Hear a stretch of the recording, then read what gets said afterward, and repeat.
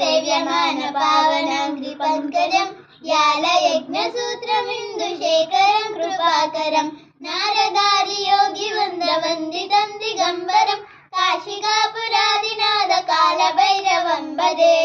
भानुकोटिभास्वरं भवाद्रिकारकं परं नीलकण्ठमिच्छिदार्थदायकं त्रिलोचनं कालकालमम्बुजाक्षाक्षसूरमक्षरं काशिकापुरादिनाथ कालभैरवं भजे शूलटङ्कपाशदण्डपादिमालिकारणं श्यामकायमादिदेवमक्षरं निरामयं भीमविक्रमप्रभुं विचित्रताण्डवप्रियं काशिकापुरादिनाथ कालभैरवं भजे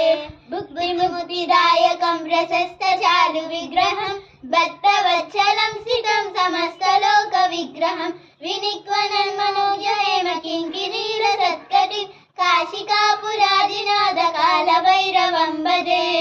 धर्मसेतुपालकं स्वधर्ममार्गनाशकं कर्मपाशमोचकं सुशर्मदायकं विभुं स्वर्णवर्णशेषपाशशोभिताण्डमण्डलं काशिकापुरादिनाथ कालभैरवं भजे